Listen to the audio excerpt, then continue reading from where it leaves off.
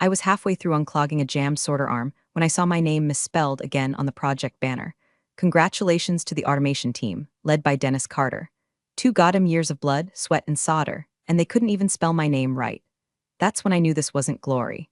This was just another Tuesday in corporate purgatory, where your reward for solving the unsolvable is getting your lunch stolen from the break room fridge again. I'd spent 24 months duct taping miracles together for a logistics firm so bloated with middle managers, it looked like a pyramid scheme with coffee mugs. I was the lead systems integration specialist, which meant when something broke, and something always broke, it was my mess to clean up. And yet, the only time I got direct credit was when the printer jammed and nobody else knew how to open the damn paper tray. Most days started with a quick sync meeting that morphed into a blame marathon. Ron from procurement would drone on about budget overruns, while Janet from marketing demanded to know why the robots weren't more photogenic. Meanwhile, I was rebuilding back-end logic at 3 a.m. and praying the warehouse floor didn't eat another drone pallet mid-scan. They said we were building the future. I was starting to think I was just building a coffin for my sanity. Now here's the kicker. They kept trying to make me use the official sync modules from our contracted supplier. Those things overheated if you looked at them wrong. After the third prototype went up in smoke, I said screw it and slotted in the one I'd built 5 years ago in my garage. My own custom precision controller, sleek, stable, and smarter than anyone in the exec wing. It was the only thing that worked. Nobody asked questions because nobody cared how the job got done, only that they had a shiny graph for the quarterly review. And speaking of people not caring, if you're listening to this and you've made it this far, do me a favor, tap that subscribe button. Yeah, you. Because 97% of folks who hear these stories don't subscribe. And I'm out here trying to hit my first ever 10,000 subs without selling protein powder or pretending to meditate in Bali. So help a gal out, will ya? Back to the grind. I named my controller Ruby, not because I'm sentimental, because she bled for this project same as me. Ruby was my silent partner in every success. While corporate peacocks strutted through post-launch cocktail parties, was Ruby translating 6 different machine languages into a single symphony of steel and speed. Nobody noticed her. They just assumed she was part of the furniture like me, but I kept track. Oh, I kept track. I logged every deployment, every data sync, every system spike she absorbed without complaint. And I watched. I watched them take credit, watched them hold meetings I wasn't invited to, watched the CTO get quoted in Forbes about his team's revolutionary approach to modular logistics. His team, right? Even when Ruby warned me she was running at 96% stress load, I told her to hold on. One more milestone, one more fake smile. One more day of pretending I wasn't one sprained cable away from walking out. What kept me going? Pride, and maybe a little spite. Okay, a lot of spite. Because every time they tried to sideline me, I thought about what was really running their shiny new empire. A black box about the size of a cereal carton, built in my garage, paid for with my own damn money, registered to my LLC, and they never asked. They never once asked who owned Ruby, who maintained her, who updated her firmware between coffee breaks. She just worked, so they ignored her. Just like they ignored me. I had no idea back then just how deliciously that oversight would bite them in the ass. But I was getting close. The end was coming, and I wasn't the one who'd be redundant. Back when I still thought unpaid overtime was a sign of dedication and not a slow-motion mugging, I spent nights tinkering in a rented storage unit behind a Jiffy Lube. It smelled like motor oil and despair, but the rent was $89 a month and the walls didn't talk back. That's where I built Ruby, version 1, precision synchronization controller that could make a warehouse full of half-broken bots dance like the damn Riquettes. She didn't just solve problems, she prevented them, and I knew from the jump she was something special. So I wrapped her in an LLC. Officially Carter Logic Systems, Inc., owned by one Denise Carter, trademarked, filed, sheltered like a paranoid prepper's bunker.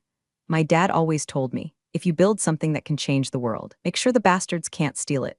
He was talking about his chili recipe, but it stuck. By the time I joined this company, I'd already learned my lesson about NDAs and IP theft. Every job before had tried to vacuum out my brain and leave the husk. So when I brought Ruby into the warehouse, I didn't say, hey, here's my invention. I said, your modules keep overheating. Let me try something custom. They let me. Because management didn't care how the clock ticked as long as they could read the time. And Ruby, she ticked like a Swiss watch duct taped to a T800. Here's what nobody noticed. There were no procurement forms, no asset registration, no PO numbers, no supply chain codes, no build to department. She came in through my backpack. I updated her firmware on my laptop.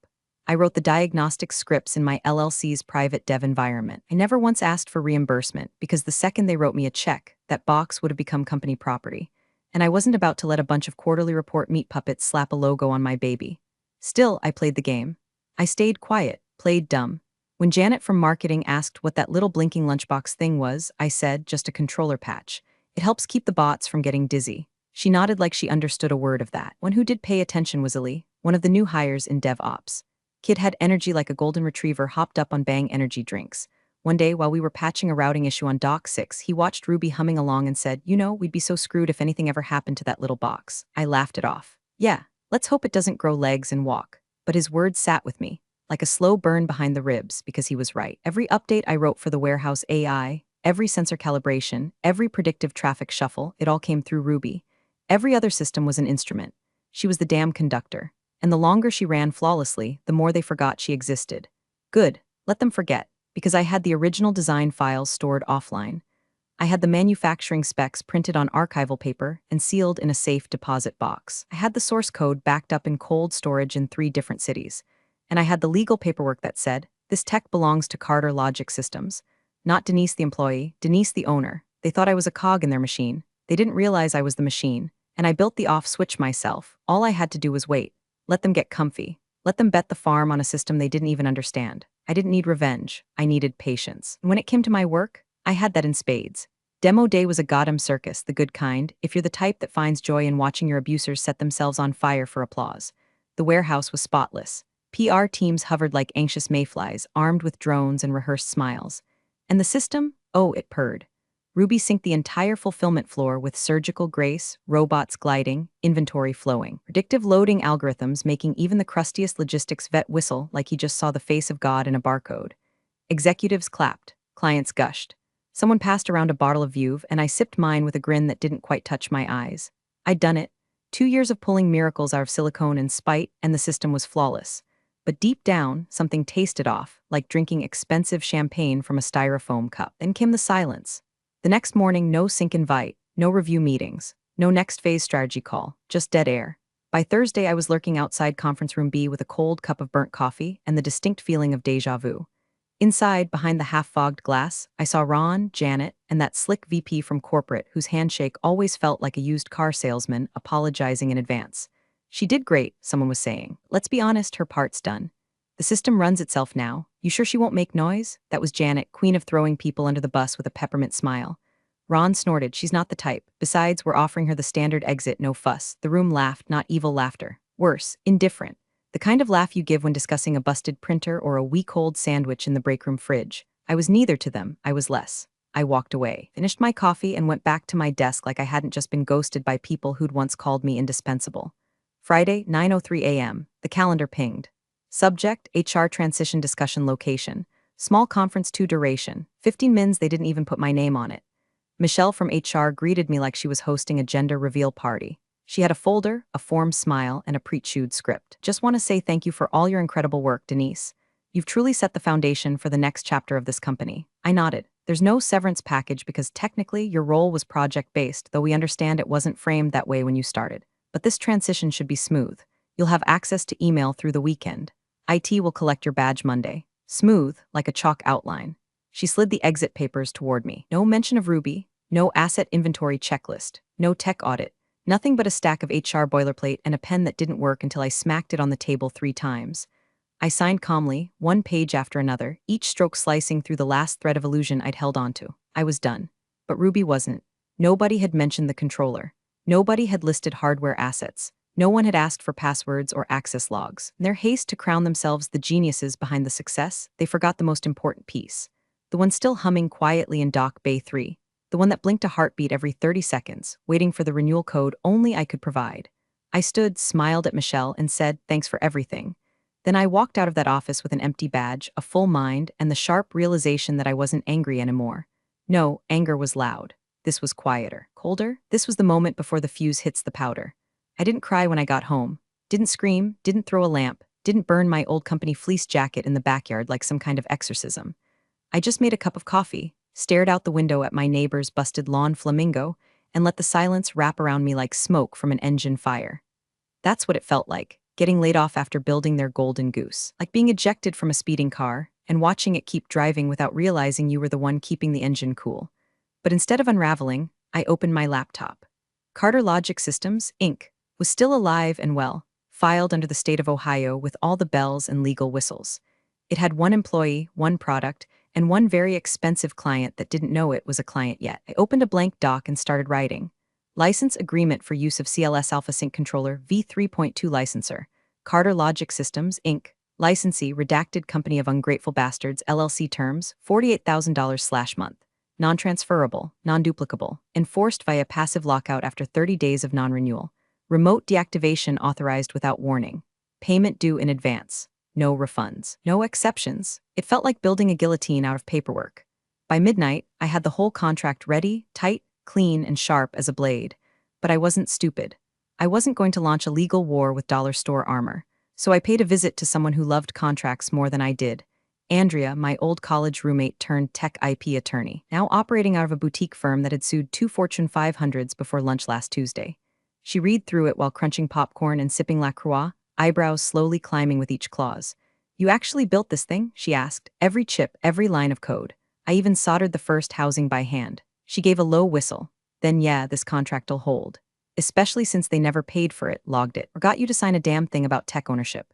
You still got the original blueprints?" I pulled out the flash drive. She grinned. "This is the IP equivalent of a loaded shotgun. You want me to send it for you?" I shook my head. "Not yet. I've got one last thing to tweak first."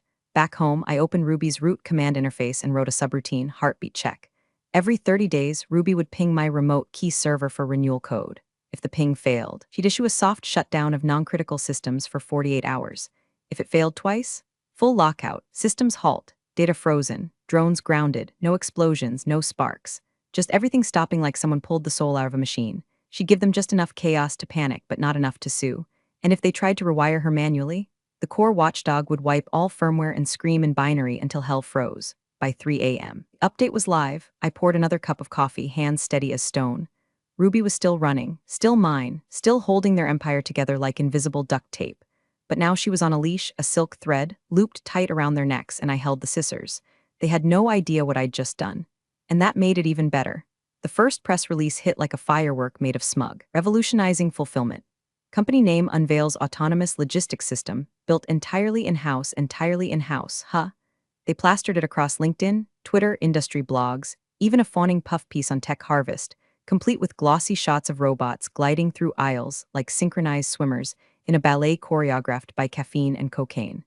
The CEO called it a triumph of internal innovation. The VP of Ops gave interviews like he personally hand-coded the control loop while dodging sniper fire. Not one mention of me or Ruby. But Ruby didn't need applause, she just needed power. And the heartbeat code I wrote was quietly ticking away, 1 full week into its 30-day countdown. Like a mechanical whisper nobody could hear, just beneath their champagne toasts and victory laps. I let them have their party. I watched the live stream of the launch gala from my couch, in sweatpants, with my cat kneading holes in a Target throw blanket. They unveiled a giant 3D model of the fulfillment pipeline, complete with little cardboard bots doing laps around a fake loading dock. A marketing intern was crying. Ron was on stage pretending he hadn't once asked me if sync was short for synchronized swimming. I gave it 3 more days. Then I printed the licensing agreement on thick ivory stock, signed in blue ink with a fountain pen, because if you're going to serve someone a bombshell, you might as well make it feel expensive. I put it in a black envelope and mailed it directly to Legal Attention, Meredith Halloran, General Counsel. Inside was the contract, and a single post-it note, "Ruby is watching. Renewal due in 19 days. By the time they opened it, PR train was barreling down the tracks. Magazine interviews, corporate keynote slots, an invite to a supply chain summit in Austin. The rollout was no longer just a tech success, it was their whole public identity, their meal ticket, and every single second of it depended on a piece of hardware they didn't own. I know exactly when they got the letter, because 2 days later I got the first confused email. "Hi Denise, hope you're well. Quick question, was there ever a formal asset transfer for the CLS module used in the Phase Roman 4 rollout?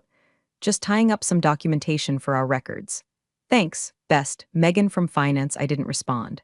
The next day, a calendar invite, IP ownership follow-up 15-min check-in, declined. Then a voicemail from some poor paralegal named Greg, trying to sound casual, while asking if any prototypes provided during your employment were later formalized into company assets. He sounded like he just Googled what a prototype was 10 minutes before calling. I gave them another 4 days. That's when the emails turned from polite to panicked. "Urgent, IP licensing concerns immediate attention, requested. We believe there may have been a misunderstanding regarding asset ownership. Please confirm whether the module you provided remains protected under your LLC. If so, we'd appreciate a conversation to clarify next steps." I didn't respond to that one either. Instead, I pulled up Ruby's diagnostics console and watched her stats. Load balancing, stable. Sync efficiency, 97%. Heartbeat signal pinging every 6 hours. Quiet, predictable, obedient for now. They thought silence meant weakness. They mistook my absence for irrelevance. But every tick of that controller's internal clock was a countdown, and when it hit 0, there wouldn't be fireworks. There'd be chaos. Cold satisfaction doesn't come from screaming, "I told you so." It comes from knowing you don't have to scream. You just wait and watch them learn. By the time week 3 rolled around, the arrogance started leaking. I knew it was coming. These people had spent years climbing a ladder made of buzzwords and fake deliverables. They weren't about to admit they'd built their empire on a box they didn't own. Not when the client, one of the largest logistics contractors on the eastern seaboard, was set to visit for a full-scale demo in 10 days. 10 days until the suits in tailored polos and boat shoes showed up with clipboards, cameras, and 7-figure contract extensions.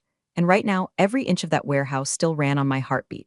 The execs circled the wagons fast. Word got out that someone from legal had concerns about Denise Carter's proprietary module. Someone dug through procurement logs and found nothing. No PO number, no invoice, no documentation. It was like Ruby had been conjured out of thin air. She hadn't. She just walked in on her own 2 legs, tucked into a battered Samsonite backpack, courtesy of someone they never bothered to ask about twice. At first, they tried denial. "Of course we own all her work," the CTO barked in an emergency meeting, according to someone who still owed me lunch. "She built it while employed. That's how this works." Then the IP counsel showed up with a printed copy of my employment contract, complete with 3 separate carve-outs for pre-existing intellectual property. All signed, all valid, and all accompanied by the founding documents for Carter Logic Systems, filed 4 years before I took their crappy job. That's when the tone shifted from confident to pissed. They brought in IT to see if they could clone the device, reverse engineer it, replace it with a newer vendor-supplied sync unit. One of the senior engineers, a guy named Dave, who once asked me if he could use Ruby to sync his smart fridge, stood in the middle of the warehouse and muttered the words that sealed their fate. "We can't replicate it. Not in time." Apparently, he'd tried to spoof Ruby's signal with a diagnostic dongle from another system, and it had triggered a shutdown cascade that took out 3 aisle drones and a whole pallet of children's Halloween costumes. No fire, thankfully, just a lot of very confused robots and one kid-sized vampire cape that got stuck in a conveyor belt like some kind of fabric blood sacrifice. When the CFO heard what happened, he apparently demanded to know why a critical system didn't have backups. That's when someone finally said it out loud, because she never gave us the blueprint.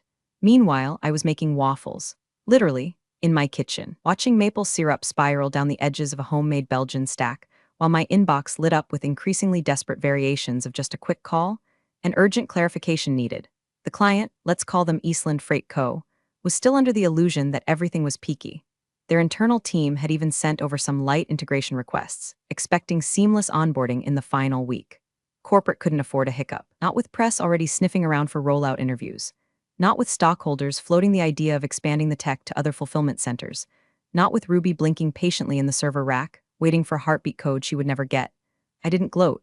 Gloating is for amateurs. I just watched the clock and made another pot of coffee. 10 days left. Tick, tick, tick. The email came in with all the charm of a passive-aggressive Christmas card. "Hi, Denise. We hope this message finds you well. After reviewing the license terms, we're eager to find a collaborative solution. Perhaps there's a mutually beneficial path forward that avoids legal escalation and supports continued operational excellence. Would you be open to a brief call to discuss options?" Options. I love that word. So vague, so desperate, so late. I didn't reply right away. I waited until the next morning, brewed a French press of coffee strong enough to strip paint, and opened a fresh message window. No legalese, no threats, just this. "Hi Meredith, I appreciate your interest in collaboration. I've attached the finalized agreement again, for convenience. As noted, the license renewal must be executed within the remaining operational window. Below is a live countdown to lockout." Then I pasted in the link, a real-time timer I'd coded to tick down, second by second toward digital oblivion. 7 days, 16 hours, 42 minutes, 12 seconds. I even included a cute favicon of a ticking clock. Professional but pointed. They didn't respond. At least not immediately. But the warehouse did. By the end of the day, my source at the floor level, Illy, the golden retriever in a hoodie, texted me a photo of 2 pallet bots stuck in a loop, circling the same stack of boxed hairdryers like confused vultures. They keep recalculating their routes. Fulfillment slowed by 18% today. Is that? You, not directly, but yes. I'd written a tiered performance cap into Ruby's firmware years ago, not malicious, just a safety net. When the heartbeat renewal didn't ping, the system would gradually throttle non-priority routes. Inventory updates would lag, internal comms would delay, nothing catastrophic, just friction, noise, doubt. enough to make a client's skin itch. By Wednesday, Eastland Freight was calling to ask why delivery scans were showing a 2-hour lag in 2 test cities. They asked if the system needed a firmware patch. The company said they were investigating. What they meant was they were panicking. The countdown clock was now under 6 days, and they knew it. They tried to reach out again. This time, a lawyer and the CTO joined the call request. I declined. Instead, I sent a GIF. A ticking time bomb, just for fun. It was around then that my best friend Molly, the only person who knew the whole saga, called and said, "Okay, this is starting to sound like a Netflix doc waiting to happen. You sure you want to burn the whole damn place down?" I could hear the worry in her voice. The hesitation. That little human part that still believes if you play fair, the universe rewards you. "They stole from you, yes," she said, "but if you don't throw them a rope now, they're gonna drown." I took a breath, stared at the contract on my screen and replied, "They're not drowning. They're choking on the gold they tried to steal. I am the rope. They just don't want to pay for it." That shut her up. And I appreciated that because I didn't need doubt, I needed focus. I checked Ruby's dashboard again, CPU load at 89%, systems stable, but the performance caps were working, like a python wrapping tighter by the hour. I didn't enjoy it. Okay, maybe a little. But this wasn't revenge. This was enforcement. They had 7 days. 7 days to accept that what they called redundant was actually the single most valuable line item in their operation. 7 days to admit they'd made a mistake. And if they didn't, well, let's just say Ruby had a bedtime coming and no one else knew how to tuck her in. Friday morning, 4:02 a.m., Ruby skipped a heartbeat. Then she skipped them all. No more renewal code. No ping. No handshake. Just a silent command rippling through her system. Stand down. Across a 120,000 square foot warehouse, conveyor belts hissed to a halt. Robots froze mid-route, one of them clutching a tote of weighted blankets like a toddler who fell asleep standing up. Fulfillment queues stopped updating. Item trackers blinked red. Internal logs scrambled themselves into a soup of null values and corrupted timestamps. Ruby didn't crash. She didn't malfunction. She obeyed, exactly as designed. By 6:17 a.m., I was getting the first shaky screenshots from Ellie. "Denise, they're freaking out. Ruby's dead silent. They rebooted twice. Nothing is syncing." At 7:02, a warehouse floor manager filed a level 3 emergency incident report, complete loss of coordination across units. Unable to override. ETA for recovery, unknown. At 8:11, Eastland Freight's VP of Operations arrived early for the scheduled rollout review and walked straight into a battlefield of blinking lights, static terminals, and grown adults arguing over whether the word heartbeat had a literal meaning in this context. By 9:30, the client threatened to delay the contract signing. By 10 o'clock, the CTO was screaming into his headset loud enough to clip through warehouse security cams. I was sitting on my porch, watching a squirrel fight a plastic bag, when my phone lit up.